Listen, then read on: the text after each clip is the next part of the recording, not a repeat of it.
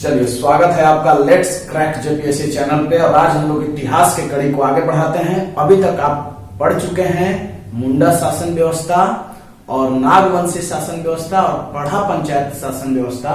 आज हम लोग देखेंगे मांझी परगना शासन व्यवस्था। अब ये चौथा टाइटल रहेगा शासन व्यवस्था का। और इस कंटेंट की तरफ हम लोग पूरी तरीके से कोशिश करेंगे, सारे कंटेंट को कवर करने की कोशिश करेंगे। और जेपीएससी में इससे एक प्रश्न पूछे जाने हैं, आपको पता है सिलेबस। उसके बाद जेएसएससी सीजीएल में इससे प्रश्न आ सकता है और जेएसएससी के ऑल एग्जाम में इससे प्रश्न आ सकता है। तो सभी एग्जाम के लिए इंपॉर्टेंट टॉपिक है मांझी परगना शासन व्यवस्था। चलिए स्टार्ट करते हैं। वीडियो लंबा हो सकता है। ये यूट्यूब चैनल दूसरे यूट्यूब चैनल जैसा नहीं है कि 5 मिनटों में शासन व्यवस्था को कंप्लीट करें, 2 मिनटों में 1 मिनटों में शासन व्यवस्था को कंप्लीट करें। यहाँ पर पूरी तरीका से आपको डीप में कंटेंट को दिया जाएगा और इस प्रकार से आपको पढ़ाया जाएगा कि मांझी परगना शासन व्यवस्था आप खुद से बोल सकते हैं कि यह शासन व्यवस्था क्या है। इस प्रकार से मैं इस चैनल पर स्टडी कराने वाला हूं। तो चलिए स्टार्ट करते हैं मांझी परगना शासन व्यवस्था। तो आइए देखते हैं। सबसे पहले इसका परिचय देखते हैं कि ये किस प्रजाति के हैं। देखिए, एक प्रजाति मांझी परगना शासन व्यवस्था। तो पहले आपको समझना है कि ये किस जनजाति का ये शासन व्यवस्था है। तो मैं आपको बता दूं कि संथाल जनजाति, ठीक है, ये संथाल जनजाति की ये शासन व्यवस्था है। और मैं आपको जानकारी के लिए बता दूं कि ये झारखंड की सबसे बड़ी जनजाति है। झारखंड की जनजातियों की संख्या कितनी है? 32 है। और 32 में सबसे बड़ी जनजाति की शासन व्यवस्था है। तो सबसे पहले इसकी प्रजाति की बात करें तो प्रोटो ऑस्ट्रोलॉयड। अब इसकी भाषा की अगर बात करें तो भाषा है इसकी संथाली। याद भी रहेगा, संथाल जनजाति की शासन व्यवस्था पढ़ रहे हैं तो इसकी भाषा क्या हो गई? संथाली। अब कह रहा है कि झारखंड की सबसे बड़ी जनजाति है कौन? संथाली। ठीक है, संथाल जनजाति जो है वो सबसे बड़ा जनजाति है झारखंड में। और इसी के शासन व्यवस्था को आज हम लोग पढ़ने वाले हैं। तो चलिए सबसे पहले बात कर लेते हैं इसकी निवास स्थल की झारखंड में। तो संथाल परगना परमंडल, देखिए संथाल जो है मुख्य रूप से परगना परमंडल में ही रहते हैं, मतलब उनका निवास स्थान है। तो देखिए संथाल परगना प्रमंडल, जब प्रमंडल का सीरीज चल रहा था तो मैं आपको थोड़ा सा सलाह देता हूं कि अगर झारखंड के ज्योग्राफी का वीडियो आपको देखना है तो मैं लिंक में नीचे दे रहा हूं, ठीक है। आप वहां पर जाकर प्ले लिस्ट दिया हुआ है, वहां A to Z क्लासेस जपला के नाम से चैनल खुलेगा आपको, और वहीं पर जाकर झारखंड ज्योग्राफी को आपको स्टडी करना होगा। तो वहां आप देखेंगे कि संथाल परगना प्रमंडल पढ़ाया गया था, जिसमें जो है कितने जिले थे। देखिए दुमका था, दुमका से अलग हुआ जामताड़ा, फिर देवघर, फिर गोड्डा और फिर साहिबगंज, साहिबगंज से अलग हुआ पाकुड़। तो यहाँ देखिए 6 जिले हैं, दुमका, जामताड़ा, देवघर, गोड्डा, साहिबगंज और पाकुड़। देखिए 1 2 3 4 पहले और 2 बाद में। देखिए इसके अलावे धनबाद, बोकारो, हजारीबाग, चतरा, गिरिडीह, कोडरमा, पूर्वी और पश्चिमी सिंहभूम। अब इसके अलावा देखिए, अगर मुख्य रूप से अगर आपसे पूछा जाए कि ये जनजाति झारखंड में कहाँ निवास करते हैं, तो आप मुख्य रूप से तो आप बता देंगे कि संथाल परगना प्रमंडल में करते हैं। लेकिन इसके अलावे छुटपुट, ठीक है, बहुत कम मात्रा में धनबाद में भी, बोकारो में भी, हजारीबाग में भी, चतरा में भी, गिरिडीह में भी, कोडरमा में और पूर्वी तथा पश्चिमी सिंहभूम में भी ये उपस्थित होते हैं। तो आइए, संथाल परगना का मूल निवासी पहाड़िया थे। अब बात करते हैं कि संथाल जब वहां नहीं आए थे, संथाल जनजाति के लोग जब वहां नहीं आए थे तो वहां का मूल निवासी जो थे वो पहाड़िया थे। ऐसे क्वेश्चन यहाँ पे बन सकता है कि संथाल परगना का मूल निवासी कौन थे? तो संथाली नहीं थे, संथाल के लोग नहीं थे, संथाल जनजाति के लोग नहीं थे, ये थे पहाड़िया। याद रखना आपको, पहाड़िया जनजाति जो था वहां का मूल निवासी था। कहाँ का? संथाल परगना का, जो संथाल परगना प्रमंडल के नाम से अब जाना जाता है, जिसके अंतर्गत 6 जिले हैं। क्लियर है?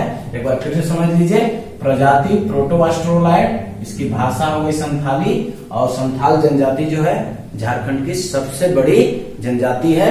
इसी की आज हम लोग शासन व्यवस्था पढ़ने वाले हैं, मांझी परगना शासन व्यवस्था। तो आइए बात करते हैं जब अंग्रेजों का प्रवेश इस क्षेत्र में हुआ। तो मैं पिछले शासन व्यवस्था में भी आपको ये बताया था कि जब 1764 अक्टूबर 1764 में जब बक्सर का युद्ध हुआ, तो वहां ये युद्ध हारने के बाद शाह आलम द्वितीय जो था वो अंग्रेजों को दीवानी के लिए मंजूरी दे दिया। ठीक है कि आप जाइए बिहार, बंगाल, उड़ीसा में आप व्यापारी कर सकते हैं, आप बिजनेस का प्रचार प्रसार कर सकते हैं, आपको दीवानी हम दिए। तो जब इस क्षेत्र में 1765 ईस्वी में अंग्रेजों का प्रवेश हुआ, तुम ध्यान से समझिएगा, हिस्ट्री को फील करके आपको पढ़ना होगा, पूरी तरीका से दिमाग में अटा लेना होगा कि इतिहास कह क्या रहा है। तो पहला हमारा टाइटल है जब अंग्रेजों का प्रवेश इस क्षेत्र में हुआ। तो आपको दिमाग में रखना है कि जब अंग्रेजों का इस क्षेत्र में, मतलब मेरे यहाँ क्षेत्र में प्रवेश हुआ, कितना ईस्वी में हुआ? 1765 ईस्वी में हुआ। तो कह रहा है कि जब 1765 ईस्वी में अंग्रेजों का प्रवेश हुआ, तो जब अंग्रेजों का प्रवेश हुआ तो कुछ लोग स्वतंत्रता प्रेमी भी थे, जो देश के लिए जान दे देते थे, जो अपने गांव के लिए जान दे देते थे, जो अपने शहर के लिए जान दे देते थे, जो अपने कस्बे के लिए जान भी दे देते थे, उन्हीं को तो बोला जाता था स्वतंत्रता प्रेमी। तो कह रहा है कि जब 1765 ईस्वी में अंग्रेजों का प्रवेश हुआ, तो स्वतंत्रता प्रेमी पहाड़ियों ने, स्वतंत्रता प्रेमी पहाड़ियों ने, और पहाड़िया कौन थे? मूल निवासी थे कहां? संथाल परगना का। तो कह रहा है पहाड़ियों ने उनका अधीनता, उनका गुलामी मानने से इनकार कर दिया कि भैया आप जैसा कहेंगे वैसा ही हम नहीं करने वाले हैं। ठीक है, हम स्वतंत्रता प्रेमी हैं, स्वतंत्रता के लिए जान भी दे सकते हैं। मतलब ये पहाड़ियां जो मूल निवासी थे संथाल परगना का, अंग्रेजों की अधीनता मानने से इनकार कर दिए। अब अंग्रेज को समझ में नहीं आ रहा था कि करे क्या।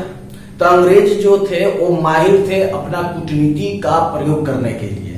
तो कूटनीति का प्रयोग उन्होंने किया। देखिए, अंग्रेज ने कूटनीति के तहत, कूटनीति का एक्सपेरिमेंट करने में वो माहिर थे, कूटनीति का प्रयोग किए और संथालों और पहाड़ियों के बीच संघर्ष करवा दिया। ठीक है, अब अंग्रेज किया क्या? कूटनीति का प्रयोग कर दिया, कूटनीति का एक्सपेरिमेंट कर दिया, और संथाल जो बंगाल के थे, बंगाल से आए थे संथाल, उनके और पहाड़ियों के बीच उन्होंने क्या करवा दिया? संघर्ष करवा दिया, लड़ाई करवा दिया। उसके बाद हुआ क्या? उसके बाद अंग्रेज नियम लगाए और एक दामिन एको की स्थापना कर डाला। क्या किए? देखिए, यहां से आपके दिमाग में बात हटाना है कि जब संथाल परगना के मूल निवासी पहाड़ियां थे, जब अंग्रेजों का एंट्री हुआ 1765 में, तो अंग्रेजों का अधीनता मानने से इनकार कर दिया। तो अंग्रेजों ने क्या किया? कूटनीति का प्रयोग किया, और कूटनीति के प्रयोग के तहत क्या किया कि पहाड़ियां और इसमें संथाल में क्या करा दिया? संघर्ष करा दिया। उसके बाद क्या हुआ? देखिए, 1832 और 1833 में दामनी एको की स्थापना हुआ। दामनी एको की स्थापना हुआ, और इसका क्षेत्र कितना रखा गया? 1338 वर्ग मील रखा गया। इसका क्षेत्र कितना रखा गया? 1338 वर्ग मील रखा गया। अब ध्यान दीजिएगा, संघर्ष होने के बाद किसकी स्थापना हो गई? दामिन एको की स्थापना हो गई। कितना ईस्वी में? 1832 से 1833 में। अब इस पूरे भाग को पहाड़ियां जनजाति तथा इसके गोद में फैला भूभाग पर संथालों के बसाव के लिए आरक्षित कर दिया गया। अब इस स्थापना के फलस्वरूप नियम क्या हुआ? देखिए, ये क्षेत्र कितना? 1338 वर्ग मील में पूरा फैल गया। यहां स्थापना हो गया, दामनी एको की स्थापना हो गया। अब इसमें कहा गया कि इस पूरे भूभाग पे भाई आप ही लोग रहो, आप स्वतंत्रता प्रेमी हो तो आप ही लोग रहो, उससे हमको कतई परेशानी नहीं है, लेकिन अपने गोद में जो पूरा फैला हुआ भाग है उस पे संथाल को आप रहने दो, संथाल को निवास करने दो। अंग्रेज ऐसा कूटनीति का एक्सपेरिमेंट कर दिए। अब कह रहा है कि फैला भूभाग पर संथालों के बसाव के लिए आरक्षित कर दिया संथालों के बसाव के लिए। आइए उसके बाद कह रहा है कि संथालों ने अपनी प्रशासनिक व्यवस्था सौरिया पहाड़ियों से प्राप्त की थी। सौरिया पहाड़ियां से ही प्राप्त की थी। ठीक है, अब ध्यान दीजिएगा, अगर आप गोद में रहिएगा, किसी के गोद में रहिएगा, तो आप जो सीखिएगा, जिसके गोद में रहिएगा उसी का आचरण सीखिएगा। तो चूंकि पहाड़िया जनजाति के गोद में ही ये थे, कौन? संथाल। तो कहां से सीखेंगे? संथालों ने अपनी प्रशासनिक व्यवस्था सौरिया पहाड़ियों से ही प्राप्त की थी। ध्यान दीजिएगा, अब यहां से क्वेश्चन बन सकता है कि संथाली ने अपनी शासन व्यवस्था कहां से प्राप्त की थी? तो सौरिया पहाड़ियों से ही प्राप्त की थी, माने पहाड़ी जनजाति से ही अपना शासन व्यवस्था ये जो है प्राप्त किए थे, जिसे मांझी शासन व्यवस्था कहा गया। ये टाइटल आ गया आपका, जिसे मांझी शासन व्यवस्था कहा गया। याद रखिएगा, संथालों ने अपनी शासन व्यवस्था सौरिया पहाड़ियों से प्राप्त की, सौरिया पहाड़ियां से प्राप्त की, जिसे मांझी शासन व्यवस्था कहा गया। अब चलिए बात करते हैं इसकी राजनीतिक संगठन, शासन व्यवस्था का पद और इसका विस्तार। ध्यान दीजिएगा, टाइटल है मेरा राजनीतिक संगठन, शासन व्यवस्था, पद और विस्तार की बात करते हैं। कह रहा है कि मांझी शासन व्यवस्था सौरिया पहाड़ियों की तरह ही राजनीतिक संगठन था। कह रहा है कि मांझी शासन जो व्यवस्था हुआ संथाल जनजाति का, ये सौरिया पहाड़ियों के तर्ज पर ही था। जिस प्रकार से सौरिया पहाड़ियों का संगठन था, उसी प्रकार से संथाल जनजाति का जो मांझी शासन व्यवस्था आया वो सेम था। तो आइए बात करते हैं कि किस प्रकार का राजनीतिक संगठन था। तो पहले था मांझी, एकदम याद रखिएगा, मांझी। तो एक गांव का प्रधान होता था, एक गांव का क्या होता था? प्रधान। उसके बाद देखिए मांझी से बना देश मांझी। तो देश मांझी जो पद था वो कितना गांव के लिए रखा गया था? 5 से 8 गांव। और मांझी एक गांव। दम याद रखना है आपको दिमाग में, देखिए ऐसे दम डायग्राम के सहायता से समझिए। मांझी एक गांव, देश मांझी 5 से 8 गांव, नायक 15 से 20 गांव।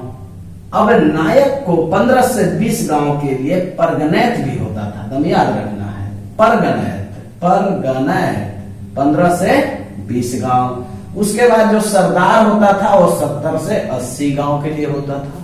तो मैप आपको दिमाग में रखना है कि मांझी जो है एक गांव, देश मांझी 5 से 8 गांव, नायक 15 से 20 गांव जिसको परगनैत भी कहा जाता था, और सरदार 70 से 80 गांव। ठीक है, अब आइए बात करते हैं मांझी की। देखिए मांझी गांव का प्रधान होता था। एक गांव का जिस प्रकार से मुंडा प्रधान होता था मुंडा जनजाति में, मुंडा जनजाति का जो शासन व्यवस्था हमने पढ़ा, मुंडा शासन व्यवस्था, सेम उसी प्रकार से मांझी जो है इस शासन व्यवस्था में गांव का प्रधान होता है। कह रहा है कि इसके पास प्रशासनिक तथा न्यायिक शक्ति, देखिए इसके पास प्रशासनिक तथा न्यायिक शक्ति का अधिकार था। इसके पास प्रशासनिक और न्यायिक शक्ति, न्याय करने का भी अधिकार था। किसके पास? मांझी के पास। फिर कह रहा है ग्राम सभा बुलाकर आपसी झगड़ों का निपटारा करना, लगान वसूलना। देखिए ग्राम सभा को बुलाकर आपसी झगड़ों का निपटारा करना तथा लगान वसूलना, ये मांझी का काम होता था। फिर कह रहा है कि वैवाहिक संबंध स्थापित करने के लिए अनुमति देना, और ग्राम पंचायत की मुखिया भी मांझी को कहा जाता था। अब समझिए, मैं आपको समझा रहा हूं शॉर्ट में कि मांझी होता क्या था। देखिए मांझी जो है एक ग्राम का प्रधान होता था, पहली बात। दूसरा कि इसे प्रशासनिक और न्यायिक दोनों प्रकार के अधिकार था। ठीक है, अब कुछ कार्य इसका याद रखिए, जैसे ग्राम सभा बुलाकर सभी आपसी झगड़ों का निपटारा करना, और वैवाहिक संबंध स्थापित करने के लिए मांझी का अनुमति जो है, परामर्श जो है यहाँ पर जरूरी था। और उसके बाद मांझी को गांव का मुखिया भी कहा जाता था। किस व्यवस्था में? मांझी परगना शासन व्यवस्था में। अब आइए बात करते हैं जोग मांझी। जोग मांझी ये अगला पद है मांझी शासन व्यवस्था के अंतर्गत। तो कह रहा है कि ये मांझी का सहायक होता है, ये मांझी का सहायक होता है। अब इसके कार्य की बात करते हैं। कह रहा है कि शादी विवाह का हिसाब रखना, पूरे तरीका से इस परिवार में, इस पूरे संथाल जाति में जितने भी शादी होता था सबका जो है हिसाब जो है जोग मांझी के पास रहता था। समाज के लोगों पर, समाज के लोगों पर तथा उनके आचरण पर नजर रखता था। कौन? जोग मांझी। अब ये सब पद है जो आपको दिमाग में रखना है कि मांझी क्या था। तो मांझी ग्राम पंचायत का प्रमुख था, ठीक है। वो वैवाहिक जो स्थापित करना रहता था, परमिशन लेना पड़ता था उससे। अब इसके बाद प्रशासनिक और न्यायिक दोनों शक्ति था। ये पंचायत के आपसी झगड़े को निपटारा करता था। इसे गांव के मुखिया भी कहा जाता था। किसको? मांझी को। अब अगला पद है जोग मांझी। तो मांझी का एक सहायक होता था और ये जो है शादी विवाह का हिसाब रखता था और समाज में लोगों पर तथा उनके आचरण पर भी ये नजर रखता था। फिर कह रहा है कि वैवाहिक समस्या सुलझाता था। वैवाहिक समस्या में यदि किसी प्रकार का अवरोध हो जाए या झगड़ा हो जाए तो इस प्रकार के समस्या को जो है जोग मांझी सुलझाता था। और जन्म एवं विवाह पर इसकी सलाह महत्वपूर्ण होती थी। अगर किसी उस शासन व्यवस्था में पूरे संथाल जनजाति में किसी प्रकार का मतलब विवाह जब स्थापित होता था या किसी का जन्म होता था तो इसकी सलाह जो है महत्वपूर्ण मानी जाती थी। अब अगली बात करते हैं प्रमाणिक की। प्रमाणिक तो कह रहा है कि मांझी की अनुपस्थिति में उसका कार्य करता है। अगर मान लीजिए कि कोई कारणवश मांझी नहीं है गांव में तो उसका जो है कार्य प्रमाणिक करता है। मतलब कि मांझी की अनुपस्थिति में काम करता है। प्रमाणिक किसी अपराध के मामले में लोगों को दंडित करता है। अगर कोई अपराध किया तो प्रमाणिक जो है वो दंड दे सकता है।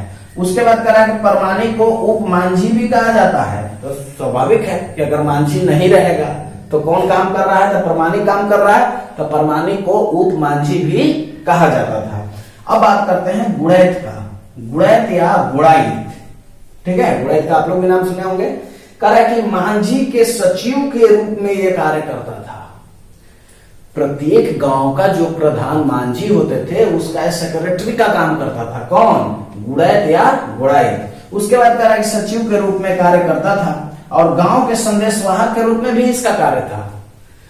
मतलब गांव के संदेशवाहक जो ग्राम पंचायत का कोई भी संदेश होता था उसको आम लोगों तक भी यही पहुंचाता था। कौन? गुड़ैत या गुड़ाइत। इसका कुछ अन्य कार्य भी है। देखिए कह रहा है कि ग्राम सभा या उत्सव की सूचना ग्रामीणों को देता है, ठीक है। ग्राम सभा या किसी प्रकार का फेस्टिवल या किसी प्रकार का फंक्शन का जो इन्फॉर्मेशन था वो गांव तक ये पहुंचाता था। ये चंदा इकट्ठा करने का भी काम करता था और पूरे गांव की जनसंख्या, ठीक है, एक गांव की कितनी जनसंख्या है तथा परिवार की जानकारी रखता था। और मांझी का आज्ञा का पालन करना तथा करवाना दोनों दायित्व गुड़ैत का होता था।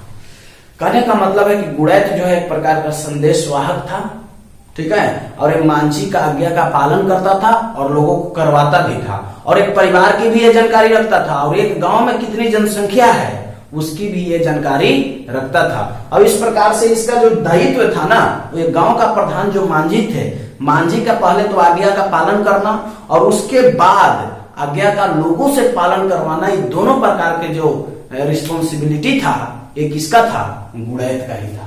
अब बात करते हैं भगदो राजा। भगदो राजा कैसा पद था इस शासन व्यवस्था में देख लीजिए। कह रहा है कि ग्राम पंचायत के झगड़ों के निर्णय में विचार विमर्श के लिए प्रत्येक टोला एक या दो वरिष्ठ सज्जन होते हैं जिसे भगदो राजा कहते हैं। देखिए कह रहा है कि ग्राम पंचायत के झगड़ों की निर्णय देने के लिए कि निर्णय आ गया। अब निर्णय मांझी कर दिया, ठीक है, प्रमाणिक दंड दे दिया, लेकिन अब उस पर विचार विमर्श के लिए प्रत्येक टोला में एक या दो जो है वरिष्ठ सज्जन होते थे जिसे कहा जाता था भगदो राजा। अब कह रहा है आगे पद भी है लेकिन बीच में आप थोड़ा सा देख लीजिए दंड के रूप में क्या प्रावधान थे, उसके बाद आगे पद की चर्चा किया जाएगा। अब कह रहा है कि आर्थिक दंड भी थे। अगर कोई शासन व्यवस्था में अपराध करता था, ठीक है, जैसे अदर गोत्र में जो है यौन संबंध कर लेता था या अपने जाति में अपने गोत्र में विवाह कर लेता था, तो इस प्रकार के जब वो अपराध करता था, ठीक है, या झगड़ा करता था तो उसको आर्थिक दंड भी दिया जाता था। तो एक प्रकार का दंड हो गया, ठीक है। उसके बाद एक बहुत बड़ा फेमस दंड था बिटलाहा, जो एग्जामिनेशन में पूछा जाता है। यहां से बिटलाहा मतलब किस प्रकार का यह दंड था? तो यह एक प्रकार का कठोर सजा है। यह एक प्रकार का कठोर सजा है जिसमें व्यक्ति को समाज से बहिष्कार एवं तिरस्कार किया जाता है। मतलब बिटलाहा जो है एक प्रकार का भयानक सजा था, जिससे समाज से लोगों को जो है बहिष्कार कर दिया जाता था, और जो बहिष्कार करने के बाद जो लोग उसको मदद करते थे उसको भी जो है दंडित दिया जाता था और उसको भी दोषी मारा जाता था। इस प्रकार से बिटलाहा जो है मांझी शासन व्यवस्था में एक प्रकार का खतरनाक दंड के रूप में था। बिटलाहा यह एक प्रकार का कठोर सजा है जिसमें व्यक्ति को समाज से बहिष्कार एवं तिरस्कार किया जाता है। अभी भी मैं कहीं देखता हूँ, कहीं कहीं समाज में कोई अपराध करता है तो उसे समाज से जो है निष्कासित कर दिया जाता है, समाज से बहिष्कार कर दिया जाता है। अब बात करते हैं देश मांझी की। तो देश मांझी में हम आपको यहाँ पर बताए थे कि 5 से 8 गांव, देखिए कहा कि 5 से 8 गांव के मांझी को देश मांझी कहा जाएगा। ठीक है, 5 से 8 गांव रहेंगे देश मांझी के मतलब पावर में। उसके बाद कहा कि जिन मामला का निपटारा मांझी नहीं कर पाता है, जिन मामला का निपटारा मांझी नहीं कर पाएगा, जो ग्राम प्रत्येक गांव में एक प्रधान है जिसको मांझी कहेंगे, और मांझी अगर निपटारा नहीं कर पा रहा है तो उस मामला को कौन देखेगा? देश मांझी देखेगा। उसके बाद करा परगना, परगना 15 से 20 गांव। देखिए ये 15 से 20 गांव जिसका हेड है परगनेट कहलाएगा। ठीक है, परगनेट को नायक भी कहेंगे। तो 15 से 20 गांव जो है वो कहलाएगा परगना। तो कह रहा है कि 15 से 20 गांव मिलकर एक परगना बनता है। ठीक है, अब इस परगना का जो प्रधान है वो परगनैत होता है। परगनैत परगना का प्रधान होता है। और कह रहा है कि जिन मामलों को देश मांझी सुलझा नहीं पाता है उसे कौन सुलझाता है? परगनैत सुलझाता है। याद रखिए, एकदम ऐसे कनेक्ट करके पढ़िए कि जिस मामला को मांझी नहीं देख पाया उस मामला को कौन देखा? देश मांझी। और देश मांझी जिस मामला को नहीं देख पाया उस मामला को कौन देखेगा? परगनैत देखेगा।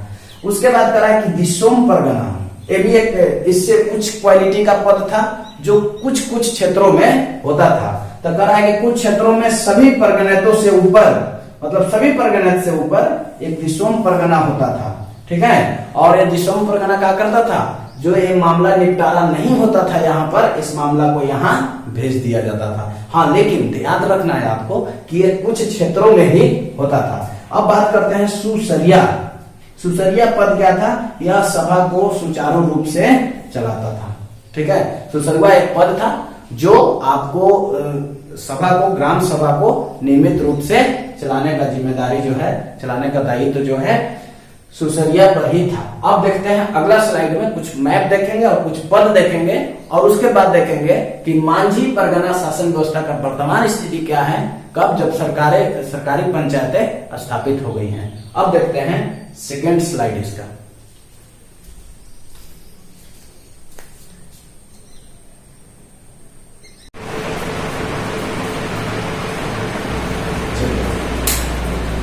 अब देखते हैं मांझी शासन व्यवस्था का कुछ अन्य पद देखते हैं। जो लास्ट हम लोग देखे थे दिसोम परगना, जो मामला जो है परगनैत नहीं सुलझा पाता था उस मामला को जो है दिसोम परगना देखता था, जो कुछ क्षेत्रों में ही ये होता था। ठीक है, आइए बात करते हैं आगे नायके। अगला पद है नायके। कह रहा कि गांव का एक धार्मिक प्रधान होता था। नायके कौन होता था? गांव के धार्मिक प्रधान होता था। कह रहा कि धार्मिक अपराध भी नायके ही सुलझाता था। तो धार्मिक किसी प्रकार का अपराध यदि संथाल जनजाति में होता था तो वो जो है नायके ही सुलझाता था। और नायके का जो फैसला होता था सभी को मानना पड़ता था। नायके का जो फैसला होता था वो सभी को मानना पड़ता था। उसके बाद है कुडाम नायके। तो यह उपनायक होता है, मतलब कि नायक जब नहीं रहेगा, नायके जब नहीं रहेगा तो उसके अनुपस्थिति में जो है ये काम जो है उसका करेगा, इसलिए इसको क्या कहा जाएगा? उप नायक। जैसे प्रमाणिक को कहा जा रहा है उप मांझी, क्योंकि मांझी के अनुपस्थिति में काम कर रहा है, तो मांझी का सारा काम कर रहा है, इसलिए इसका टाइटल लग गया उप। तो यहाँ पर भी नायके का काम कर रहा है इसके अनुपस्थिति में, तो उप लग गया, उप नायक होता है। फिर चौकीदार देख लीजिए। यह मांझी के आदेश से अपराधी व्यक्ति को गिरफ्तार करता है, यह पद पारंपरिक नहीं है।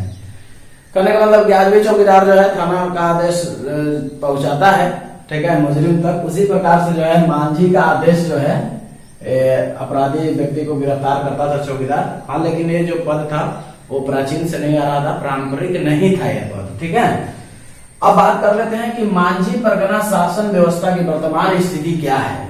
ठीक है, वर्तमान स्थिति के बारे में भी आपके मन में लालसा होगी कि आखिर अभी स्थिति क्या है इस शासन व्यवस्था का। तो मैं बता दूं कि अब सरकारी पंचायतें की स्थापना हो गई है, आपको भी पता है, जिसके कारण परंपरागत पंचायतों की शक्ति में कमी हुई है। देखिए ध्यान से, अब सरकारी पंचायतें आ गई, सरकार के अलग अलग नियम हैं, जैसे गांव स्तर पर वार्ड का निर्माण होता है, ठीक है, उसके बाद पंचायत स्तर में मुखिया होता है, फिर पंचायत समिति का भी पद होता है, ठीक है, उसके बाद कई गांव जो मिल जाते हैं तो फिर जिला परिषद का पद होता है। तो इस प्रकार से जो है सरकारी पंचायतें का नियम कुछ और है और जो मांझी शासन व्यवस्था था उसका कुछ नियम और है। तो इसलिए जो है परंपरागत पंचायतें जो हैं अब उसकी शक्ति क्या हो गई, अब कम हो गई, ठीक है। हाँ, लेकिन ये भी देखना है कि फिर भी इसके बावजूद भी दोनों साथ साथ कार्यरत हैं। ऐसा नहीं है कि मांझी शासन व्यवस्था पूर्ण रूप से समाप्त हो गई है।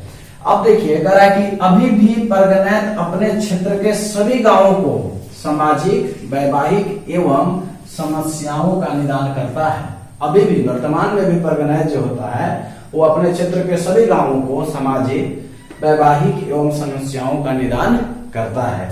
तो इस प्रकार से कंटेंट जितना भी लिया गया मांझी शासन व्यवस्था, मांझी परगना शासन व्यवस्था से कंटेंट हमने पूरा कोशिश किया है कि सारे बातों को एक ही लेक्चर में बता दिया जाए। इसके बावजूद भी अगर किसी प्रकार का अगर त्रुटि रहा होगा इसमें तो आप हमें कमेंट सेक्शन में बताएंगे।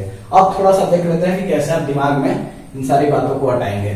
तो मांझी कौन होता था, तो एक गांव का होता था। देश मांझी 5 से 8 गांव, परगनैत 15 से 20 गांव और सरदार 70 से 80 गांव। अगर कोई मामला आता था, देखिए ध्यान से, अगर कोई मामला आता था तो पहले किसके पास आता था, मांझी के पास, जो एक गांव का प्रमुख होता था। फिर अगर इस मामला को नहीं वो सुलझा पाता था तब मामला आता था किसके पास, देश मांझी के पास, ठीक है, जो 5 से 8 गांव के था प्रमुख। उसके बाद जब देश मांझी इस समस्या का निपटारा नहीं कर पाता था तो उस मामला को कौन देखता था, परगनैत देखता था, जो 15 से 20 गांव का प्रमुख था। उसके बाद 15 से 20 गांव मिलकर परगना का निर्माण किया, परगना का प्रमुख हो गया परगनैत। उसके बाद जब इस यहाँ पर भी अगर कुछ ऐसे मामले होंगे जो यहाँ पर भी निपटारा नहीं होते थे, वे मामला जो है दिसोम परगना को भेज दिया जाता था। लेकिन यह कुछ क्षेत्रों में ही उपलब्ध था जो सबसे ऊपर था, सभी परगनैत से ये ऊपर था। तो ये रहा आज का मांझी परगना शासन व्यवस्था, जो इतिहास की चौथी कड़ी थी झारखंड का। अब हम लोग 5वां देखेंगे, मुंडा मांझी शासन व्यवस्था। आपको यदि लगता है कि इस वीडियो से आपके तैयारी में जरा सा एडवांटेज हुआ है, जरा सा लाभ हुआ है, तो हमें आप कमेंट करके बताइए। और अगर किसी प्रकार का त्रुटि भी आपको लग रहा है तो आप हमें सलाह भी दे सकते हैं कमेंट बॉक्स में। यदि आप कमेंट नहीं कर सकते हैं तो आप मुझे व्हाट्सएप नंबर पर भी एडवाइस दे सकते हैं। ठीक है, धन्यवाद।